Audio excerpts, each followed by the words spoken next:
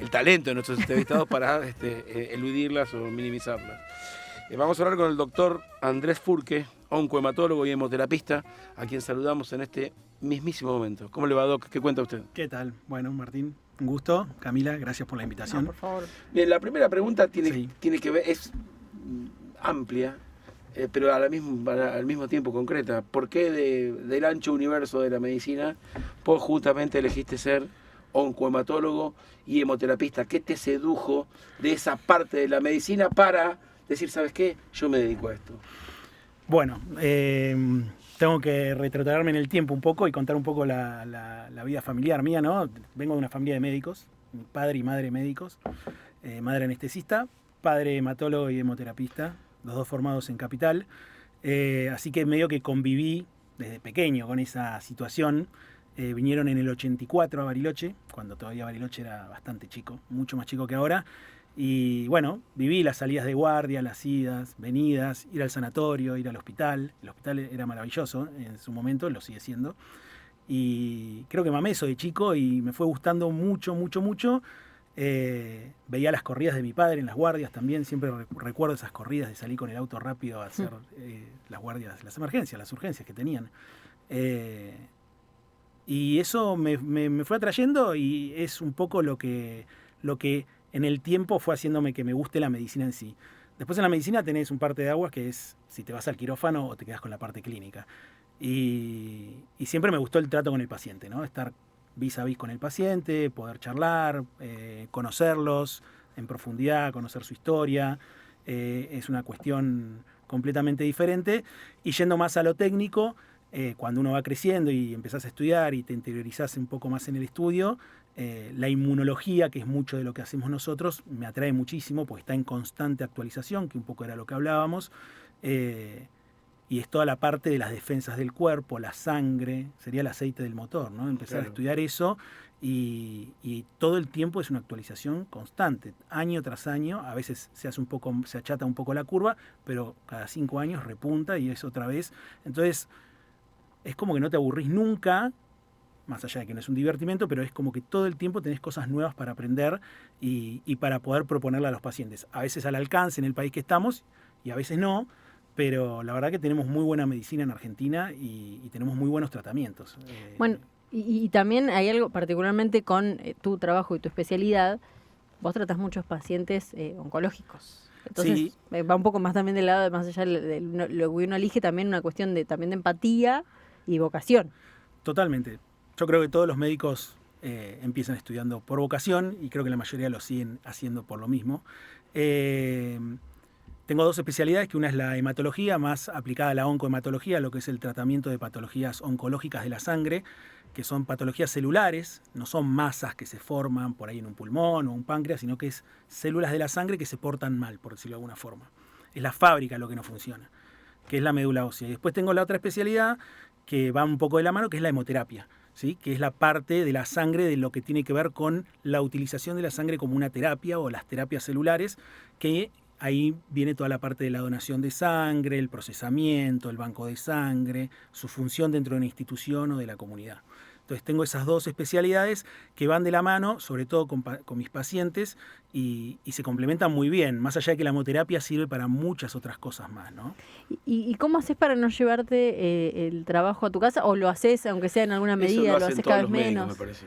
Es re difícil, lo hablo mucho con los pacientes, lo hablo mucho con los familiares, lo hablo mucho con mi mujer, que le costó entenderlo, pero lo entendió por suerte y ya me sabe medir. Cuando estás en una situación bien, bueno, volvemos a la cotidianeidad de las cosas que por ahí son pequeñas, pero que hacen a la vida de uno. Y cuando uno está mal, que no deja de ponerse mal, porque yo creo que si no te pones mal, tenés que dejar de hacer medicina. Bueno, no es tan importante esto, hablemos de otras cosas y eso pasa. Por lo que decís, tenés un marcado perfil humanista en el contacto en tu relación con la medicina y la relación médico-paciente. Tuve una formación, por suerte, al jefe de trasplante del hoy ex jefe, ya es consultor, el doctor Gustavo Kuzminski, que fue uno de mis mentores, que tiene ese perfil de hace mucho tiempo y tiene mucho que ver con esta medicina integral de que no somos solo un órgano o una persona, que por ahí al principio parece, sino que somos un todo, ¿sí? La parte psicoemocional, las pequeñas entender las pequeñas vivencias que tienen los pacientes, las prioridades de los pacientes cuando vuelven a sus casas. Y bueno, eso yo creo que complementa mucho el tratamiento que uno hace, que son tratamientos largos, ¿no? No son tratamientos de 10 días, son tratamientos por ahí de años que tenemos que hacer. Entonces, lo acompañamos al paciente, lo conocemos, mantenemos la relación médico-paciente, pero hoy por hoy es una relación mucho más horizontal, no tan vertical como era antes, que entrabas al consultorio, el médico. Yo a veces no uso guardapolvo porque creo que ya la impresión es diferente que ve el paciente cuando ve a alguien con un guardapolvo blanco que cuando ve a alguien vestido de civil. El conocimiento está, pero la relación es mucho más horizontal. Eso lo pudiste comprobar. Sí, totalmente, sí. Les cambia la relación, cómo se desenvuelven, se relajan mucho más los pacientes. ¿Sí? Es mucho más fluida la relación que cuando ven el guardapolvo, por ahí uno tiene la imagen del médico con las canas. Hay una cuestión que tiene que ver con la autoridad, que sin el guardapolvo por ahí desaparece. Y es como decías, la charla, aunque uno va al médico y por supuesto respeta la opinión del que sabe, la cuestión, como decías, puede ser más horizontal. Siempre y cuando uno mantenga la relación, siempre se mantiene, da el conocimiento, da el tratamiento, da el diagnóstico. El paciente tiene que confiar en el médico, eso es fundamental. La confianza tiene que estar. Si no, no sirve la relación, porque si se pone en duda lo que uno plantea, ya se pierde eso y bueno, hay que buscar una solución. ¿Es difícil lograr eso que decís? ¿Es difícil lograr la confianza en la relación médico-paciente? ¿Depende más del médico que del paciente, de una simbiosis? Es una muy buena pregunta, aunque te gusta la filosofía, creo que es un análisis muy interesante para hacer.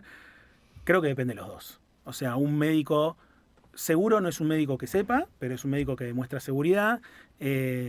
Hoy en día hay mucha información disponible, sé que los pacientes vienen ya con un conocimiento, lo cual, con la famosa inteligencia artificial, muchos vienen y te dicen, me lo dijo la inteligencia artificial lo que usted me está diciendo, o sea que eso genera confianza. Es paradójico, ¿no? Porque le estás creyendo Debería más. Ser al revés, claro. Debería ser al revés, pero bueno. La cita de autoridad proviene de un cerebro artificial. Particularmente no soy de los que se quejan de eso ni nada, sino que sienta las bases para, bueno, ok, ya la usaste, ahora podemos seguir para adelante. Entendés que estamos por el mismo camino. Y de hecho, en algún punto, vos como médico das por sentado que el paciente en algún momento lo va a consultar. Y yo creo que no hay que enojarse con eso, No, para claro. nada. Sí, por ahí, si se cruza el límite de, no, pero leí esto, que tengo que hacer esto. Bueno, es como que uno dice, bueno, mira, si vas a tomar esa conducta, seguila, pero no conmigo, porque yo no puedo sino accionar y me interrumpe el tratamiento a futuro. No, pero aparte la inteligencia artificial se puede equivocar y darte unos diagnósticos que no son. Tiene sus alucinaciones, ¿no? Que para los que están metidos en el tema, cada tanto alucina un poquito, pero bueno, está bueno que a veces el paciente corrobore eso, le da seguridad, no está mal, es una herramienta más. Hay que tomarlo como una herramienta, no como un reemplazo. Claro, sí, es como la gente que googlea, se hace los análisis de sangre y googlea, bueno, ¿esto qué significa? Tengo... Pasa un montón eso, pero son herramientas, sí. No reemplazan. Es como esto, es una herramienta, no va a reemplazar estas relaciones, no me parece. Y Andrés, sacándote un poco de esto y yendo... me gustaría consultarte en primer lugar, cuando hablamos de donar sangre, Sí. ¿Qué estamos donando exactamente y cuál es la importancia también que tiene donar sangre? Bueno, está buenísimo. La verdad que quería agradecerle a los dos, le dije abajo a Andrea también, por el hecho de dar este espacio, sobre todo por el tema de la donación de sangre, porque es un tema que es muy social, ¿no? Es una responsabilidad social que es importante. La comunidad entiende que se dona sangre, pero por ahí no entiende la importancia de donar sangre. Primer punto, es un acto voluntario, es un acto altruista, o sea, es algo meramente social que se utiliza con muchísimos fines, ¿no? De hecho, hay una estadística que se cree que 9 de cada 10 personas en algún momento van a necesitar una bolsa de sangre, ya sea uno mismo o alguien de su entorno, o sea que es un montón. Y entender que la sangre es un recurso finito, ¿qué quiere decir eso? Que no se fabrica, también es un montón. Entonces, es muy importante que la comunidad entienda eso y entienda y valore la importancia de donar sangre, porque la sangre se utiliza para muchas cosas. Ni hablar los pacientes que hablamos recién, que son mis pacientes, que son pacientes oncológicos o oncohematológicos principalmente, donde la fábrica de la sangre no funciona, así que no tenés otra manera de darle ese soporte, sino que se utiliza para embarazos, partos, neonatos, prematuros. Cirugías, ni hablar. El mundo de la medicina, desde que se crearon allá los antígenos que se descubrieron por Landsteiner en 1900 y se empezaron con los primeros bancos de sangre en las guerras, no paró. Por suerte cada vez se utiliza menos, con más criterio. Antes era mucho más, ahora se utiliza muy criteriosamente, pero hay que entender que la donación de sangre es importante, ¿sí? Es muy importante. De hecho, nosotros en Bariloche también hay que entender dónde estamos. No es lo mismo Bariloche que Capital, que Rosario, que Mendoza. Las poblaciones son mucho más chicas. En lugares más chicos siempre las donaciones son por reposición. Más siempre te conozco, tengo un amigo, voy a ir, más que voluntarias. Uno le gustaría fomentar más que sean más voluntarias y espontáneas. Pero bueno, la verdad que Bariloche, con los bancos de sangre que manejan sobre todo el sanatorio, el HPR y el hospital, son muy buenos bancos de sangre, tienen muy buen soporte. ¿Están comunicados entre sí? Sí, se comunican entre ellos y manejan, si se necesitan unidades, se van pasando y no hay ningún problema, eso se hace también. Recién dijiste, con respecto al uso de la sangre, mencionabas cómo se usa, dónde se usa, y usaste una especie de salvedad. Es decir, ahora se usa más criteriosamente que antes. ¿Qué es lo que cambió en el uso de la sangre? ¿Y a qué te referís con que ahora hay un criterio, yo infiero que por lo que, como lo dijiste, es mejor que antes, para describirlo de esa manera? Bueno, es un poco como sucede, creo yo, tal vez la sociedad piense distinto, porque hoy parece que todos están medicados, pero la medicina funciona y realmente vivimos más, vivimos mejor, y tenemos más calidad de vida y más esperanza de vida.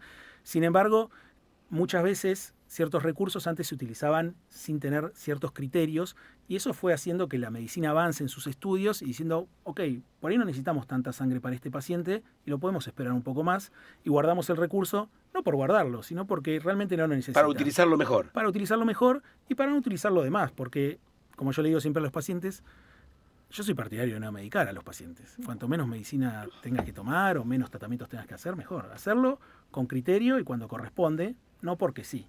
Que a veces puede pasar que uno diga, bueno, transfundilo o dale este medicamento por si acaso. Bueno, tratar de evitar eso. Pero, ¿no? pero en términos académicos, ¿cambian los criterios? A eso me refiero. Sí, eso van cambiando. A veces llevan tiempos, estudios de muchos pacientes, metaanálisis, pero a veces cambian los criterios. Voy a ir un poco técnico por ahí, con tantos glóbulos rojos, por ahí antes se transfundía, ahora por ahí se espera un poco más porque se vio que no afecta en lo más mínimo. Eso es un ejemplo base, ¿no? Entonces disminuís la cantidad de transfusiones porque el criterio, el umbral se hace más amplio, ¿sí? Entonces tenemos menos criterios transfusionales. Y con respecto a los bancos de sangre, ¿cómo se almacena, cómo se guarda? ¿La sangre tiene una duración? Bien, sí, esa es una gran pregunta y es buenísima la pregunta que me haces, Camila, porque algunos médicos tampoco la entienden, que la sangre se vence. ¿Sí? La sangre tiene un uso que hay que usarla en ciertos momentos y cuando se vence, se vence. Como se venció, un sachet de leche se vence en la sangre. Entonces, nos pasa a veces que los pacientes dicen, pero yo traje los donantes, no sé, sí, pero hace 3 meses atrás y ya se venció, o por ahí, como se iba a vencer, se utilizó con otra persona y vos no la ibas a poder utilizar. Entonces, el primer concepto es que la sangre tiene un proceso muy complejo después de la donación. La donación es muy importante, el donante viene, explico un poco cómo es el mecanismo porque me interesa. Se le hace una entrevista exhaustiva, es un proceso de 30 a 40 minutos el global, donde se anotan ciertos ítems que son de descarte. Por ejemplo, tuviste hepatitis B, chau. Estuviste enfermo, chau. Te tatuaste hace menos de un año, chau. Cosas... ¿Pesás menos de X kilos? Pesas menos de 50 kilos, chau. Hoy por hoy, menos de 18 años, todavía... Ahora se están cambiando algunas normas para hacerlo a partir de los 16 con autorización paterna y materna. Por ahí podemos incluirlos, pero menos de 18 años, afuera. Más de 65, chau. ¿Sí? Algunos medicamentos, presión arterial, tenés que estar bien de salud para donar.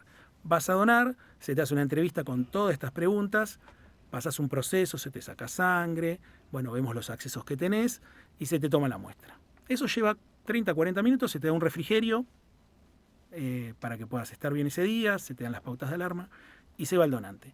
Después de ahí, todo es un procesamiento que es muy complejo.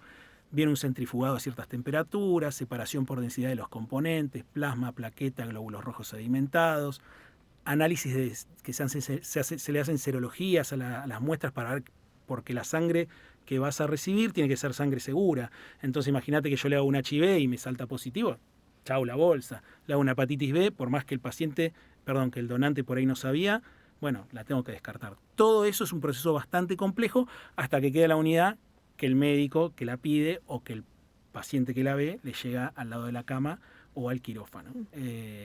Es bastante complejo, a mí me interesa mucho hacerlo y tenemos mucha gestión y calidad en el sanatorio, en el HPR. O sea, se puede confiar plenamente en el proceso. Totalmente, el proceso son procesos obligatorios que están escritos, que nos basamos con normas de la Sociedad Argentina de Hemoterapia y Terapia Celular, que conglomeran sociedades europeas y americanas, con el fin de llegar a ciertas acreditaciones y ciertos procesos de calidad. Todo tiene sus pequeños bemoles siempre, o sus sesgos, que bueno, pueden generar ciertas cosas, pero la realidad es que no suele haber grandes complicaciones con las transfusiones de sangre y siempre o casi siempre son transfusiones seguras las que se hacen. Uh-huh. ¿Sí? O sea, y en realidad cuando uno va a donar, entonces habría que esperar a que, o sea, por ejemplo, yo quiero ir a donar mañana, ¿puedo ir a donar? ¿No me conviene? ¿Cómo es eso? Porque también si se vence... Si vos querés ir a donar, no. Vamos a aceptarte, vamos a hacerte todo esto que te expliqué recién. Quiero recalcar que desayunen. Sí, claro. Nunca desayunan, siempre porque uno está acostumbrado a los laboratorios que va en ayunas. La realidad es que tienen que desayunar, lo único que no tienen que comer son grasas ni lácteos, porque eso genera que el suero se ponga muy grasoso, entonces complica mucho los análisis. Pero después pueden desayunar algo liviano, pero no ir en ayunas. Claro, eso no vayan a desmayarse, ¿no? Exactamente, que pasa a veces, ¿no? Pero que desayunen.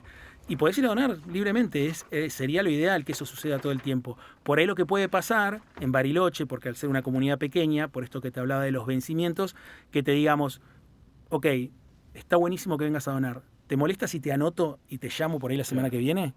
Bueno, eso es un poco, tratamos de trabajar de esa forma, a veces a algunos les molesta, otros te dicen, no puedo, bueno, te tomo la muestra igual, pero tratar de tener gente que quiera donar de manera voluntaria y que esté a disposición para cuando se necesite realmente, que hay momentos que lo necesitas, ¿eh? Tengo una pregunta porque si hay un receptor de la sangre hay un donante. Te pregunto, ¿cuánta sangre tiene un cuerpo de un hombre adulto promedio? Y en todo caso, ¿cuánto tiempo necesitamos para recuperar esa sangre que acabamos de donar? Está muy bien la pregunta, Martín. El cuerpo en promedio tenés 4.9 litros de sangre. Es un estándar, ¿no? Sí. No es más, menos, pero es así el cálculo. Por norma, cada 3 meses se puede donar, con seguridad. Si vienen antes, no se los va a aceptar. De hecho, va a saltar una alerta en el sistema que están integrados, donde dice Martín, donó hace un mes, no puede volver a donar. Ni siquiera en un caso de extrema urgencia. Ni siquiera en un caso, no. Somos muy, muy estrictos con las normas, a veces hasta ridículamente estrictos, pero es lo que hace que podamos hacer el proceso como corresponde y acatarnos a las normas es lo que permite trabajar a todos por igual. Y no que, ahí me pongo bastante firme porque soy parte de eso, y no que lo hice porque me parece. ¿Sí? Hay algo que está escrito y que se hace de esta forma. Entonces, cuando viene alguien a trabajar al sanatorio o al HPR, en mi caso que estoy con esos 2 bancos de sangre, hay un libraco así, se trabaja de esta forma y así es como se trabaja. Y eso se va actualizando constantemente con nuestra técnica en gestión y calidad, que es la que va viendo las actualizaciones de las nuevas normas y se van aplicando. Pero sí hay un proceso que hay que cumplir y si venís antes de los 3 meses te vamos a decir que no. De hecho, nos pasa a veces que nos dicen, pero yo fui a donar en el Anchorena, en Buenos Aires, me dijeron que sí. Bueno, acá cumplimos las normas estas y te vamos a decir. Y la otra parte de la pregunta, ¿cómo se mide? ¿Cuánto es la cantidad normal de una donación? ¿1 litro, medio litro? Sí. No sé, siempre la gente van viendo la bolsa así de costado y van diciendo, ¿cuánto me está sacando? 400 centímetros cúbicos. Eso también está escrito, 350 mililitros, y se calcula por una balanza que cuando llega al límite tiende a cortar. La pregunta es esta. Donás 350 centímetros cúbicos. ¿Cuánto tiempo tardás en recuperarla? En un mes estás perfecto, menos, en 2 semanas estás perfecto, porque eso se está regenerando todo el constantemente. tiempo. O sea, el cuerpo lo advierte y solo empieza a regenerarlo. El cuerpo, la síntesis y la producción de sangre tiene un tiempo, pero es un tiempo que algunas ya están más maduras, otras están menos maduras. Entonces, cuando vos estás donando sangre, donás sangre que ya son células que ya están maduras y que salen por las venas, después terminan de madurar y ya las recuperás enseguida. Andrés, se me ocurre una pregunta un tanto absurda, pero espero que se entienda a dónde va la pregunta.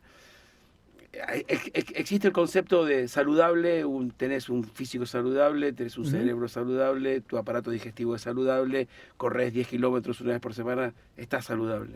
La pregunta es, ¿cómo se hace, si esto fuese posible, separando a la sangre del cuerpo humano para tener sangre saludable? Si es que se entiende este concepto. Se entiende perfectamente. A ver, A ver, está buena la pregunta. No hay una respuesta concreta verdaderamente para decirte tener sangre saludable tenés que hacer tal cosa. Todo lo que mencionaste ayuda, ¿sí? Comer bien, hacer deporte, dormir bien, todo eso le quita estrés al cuerpo, inflamación y ayuda a que el cuerpo funcione mejor.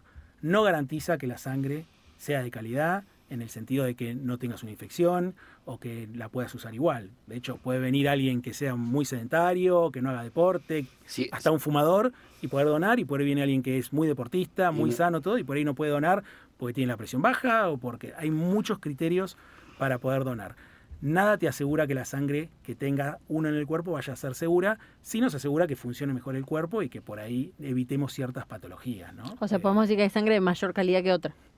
Más o menos. Sí. Sí, no No sé sé si si ponerlo en calidad la la palabra, palabra, eso lo decís más vos o porque menos. vos estás creída que tenés sangre azul. No. Roja, bien roja pasión. Roja Podemos pasión. decir, sí, perdón, ya que estamos en el tema y estoy acá con la comunidad tratando de dar algún aviso, sí, la sangre que siempre decíamos son los seronegativos, ¿sí? Que son los ¿Es la más difícil? Es la más difícil. En realidad, es el paciente seronegativo solo puede recibir seronegativo. Entonces, cuando tenemos un seronegativo, es un problema. Bien, y la pregunta es, ¿por qué específicamente un paciente con cero negativo debe sí o sí recibir sangre cero negativo? Bien, la pregunta es más técnica, pero la voy a resumir para mí, como cuando doy algunas charlas, la forma más fácil de entenderla. El cuerpo reconoce como extraño lo que no tiene. Entonces, si es cero, es porque no tiene ni A ni B. Y si es negativo, es porque no tiene el positivo. Entonces no tiene nada, por decirlo de alguna forma. Entonces, si recibe algo de lo otro, lo va a reconocer como extraño. Y lo va a empezar a destruir, lo va a atacar su sistema de defensas. Por eso es que el AB positivo puede recibir de todo, porque tiene el A, tiene el B y tiene el positivo. Entonces, si le das lo que sea, no lo va a reconocer como extraño. ¿Se entiende? Ese es el fundamento de por qué el cero negativo es tan complejo para nosotros. ¿Y el AB positivo sería el dador universal? Al revés, recibe cualquiera. El cero negativo es el dador universal. Es el dador universal. Porque no tiene nada, entonces al que le des no le va a hacer nada. Exacto. Así que esa es la explicación más fácil. Interesantísimo. Digo, porque aparte uno a veces se hace preguntas que son de sentido común y sin embargo la explicación, aunque vos la hiciste perfectamente simple y entendible, sigue siendo muy científica. No, sí, es muy compleja esto del positivo, negativo, claro. Del RH que viene ya del mono rhesus en su momento, que se estudió. Tiene que ver con la síntesis proteica de una sustancia H que está presente en algunos, en otros no, y todo el tiempo se van descubriendo antígenos que son proteínas de los glóbulos rojos, todo el tiempo cosas nuevas que algunos generan incompatibilidades menores, entonces se pueden utilizar igual, pero algunas veces se descubren ciertas cosas que pueden ser más complejas de generar ciertas complicaciones en el cuerpo del receptor. Bueno, y eso es un avance que se va haciendo todo el tiempo, en calidad de buscar sangre más segura cada vez más. Me quedó una pregunta del tema anterior cuando hablábamos de la necesidad de ofrecer y dar sangre. ¿Te parece que también hay una cuestión pedagógica que hace falta, una cuestión que está por encima de la medicina, que tiene que ver con los hábitos públicos de nosotros ciudadanos? Para donar, sí. Bueno, eso es muy interesante. De hecho, lo charlamos siempre, lo discutíamos hoy a la mañana, del tema de la promoción de la donación de sangre. En ciertas ciudades más grandes, un poco lo que hablábamos del tema del vencimiento de la sangre, es muy bueno la promoción de sangre, yo creo que la promoción es muy buena, pero tenemos que lograr en la comunidad de Bariloche que se entienda que la sangre vence. Entonces, cuando uno hace promociones de sangre, por ahí viene mucha gente a donar, porque la gente es muy solidaria, en Argentina por suerte pasa eso, sobre todo cuando hay una campaña o hay algún paciente que lo necesita puntualmente, que requiere muchas unidades. Pero pasa esto de que como la sangre se vence, a veces tenés que decirle, no, mira, hoy no necesito esto, pero me llamaron para que venga. Entonces tenés que explicarle eso. Entonces creo que ahí es una falencia nuestra en tener que por eso agradezco el espacio de poder informar más a la gente para que entienda esto de que está buenísimo que se acerquen a donar, pero que por ahí en algún momento le digan, mira, hoy no te necesito, pero mañana sí te voy a necesitar. Acércate igual. En casos de catástrofe, como en el caso de Venezuela, que es el que está sucediendo, el que vemos todo el tiempo, que cada día hay más problemas. Sí, tremendo. ¿Cómo se piensa eso? ¿Cómo se resuelve el tema de la sangre? Ahí hace falta un banco de sangre especial, hace falta cuestiones especiales, miradas especiales. ¿Cómo se trabaja ante la extrema urgencia de que genera ese fenómeno? No, generalmente los bancos, bueno, nadie está preparado para eso. Esa es la realidad. Para esa magnitud. Es como la pandemia. Me acuerdo de la pandemia que había mucha crítica sobre el sistema de salud, que se colapsaba, que no. La realidad es que nadie está preparado para una situación de esa índole. No hay un sistema de salud en el mundo que esté preparado para una pandemia, para un terremoto o tantas víctimas. Pero los bancos de sangre generalmente tenemos literalmente un banco detrás que tiene un soporte, y si no, hay una conexión como una red con demás bancos donde podemos empezar a decir, bueno, necesito esto, necesito lo otro, necesito esto. No sé a nivel salud Venezuela si está equipada, supongo que sí, pero bueno, es una catástrofe muy grande, ¿no? Hay que priorizar recursos, siempre hay que priorizar recursos. Bien, acá llegan mensajes de los oyentes. En primer lugar, este es un elogio de Viviana que dice: hola chicos, todos los días me sorprenden con las notas, interesante lo que charlan con el médico, dice Viviana. Y por otro lado, Dante pregunta: ¿cómo sabe nuestro organismo hasta dónde reponer la sangre que nos falta? Dice, luego de donar, por ejemplo, 330 mililitros de sangre. Es una pregunta súper compleja de responder. La sangre se genera en la médula ósea, que no es la médula espinal, que es la de la columna, que todo el mundo piensa siempre que le digo eso, que la médula ósea está dentro de los huesos. Por ahí vos lo entendés mejor, pero es como el caracú. Yo siempre trato de dar ejemplos sencillos. El caracú me parece que es el mejor ejemplo, que lo van a entender todos.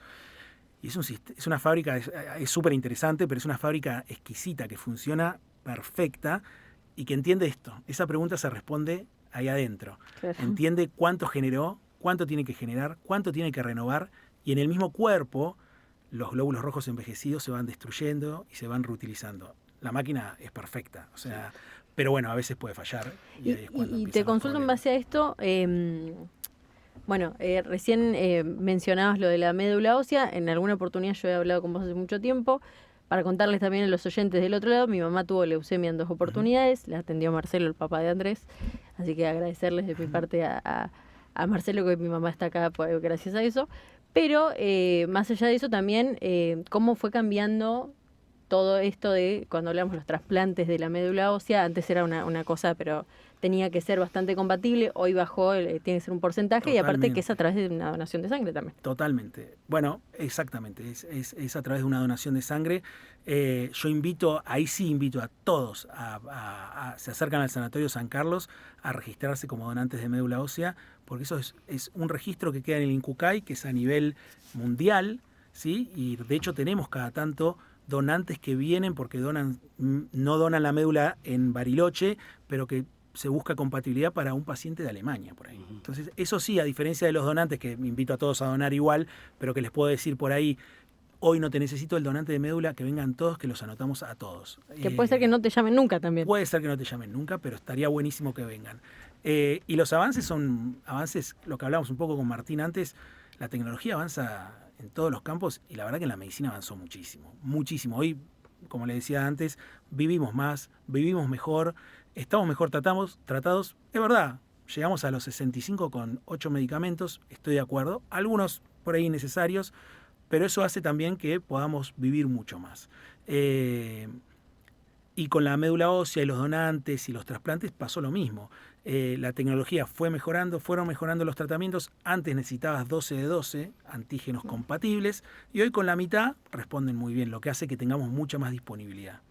Así que la verdad que muy... Y supongo también que esta misma tecnología hace que el conocimiento compartido fluya más rápido, que uno pueda acceder más intensamente al último paper, al último avance. Totalmente. De hecho, las redes sociales, sobre todo X, la X, la que antes era Twitter, ahí se utiliza mucho la parte académica, y hoy yo puedo estar hablando con alguien del MD Anderson, que es como la cuna de la oncología en Estados Unidos, o de la Mayo Clinic de Madrid, que son referentes, mandando un mensaje, charlando sobre un paciente con referentes y compartiendo trabajos, que hace que antes eso era imposible. De hecho, mis mentores me contaban que se peleaban por ir a la Biblioteca Nacional cuando llegaba la primera revista de afuera. Sí. Entonces había una pelea medio interna en Capital era la Academia Nacional de Medicina y Ramos Mejía, a ver quién conseguía primero el primer paper. Sí. Hoy la información, a veces demasiada,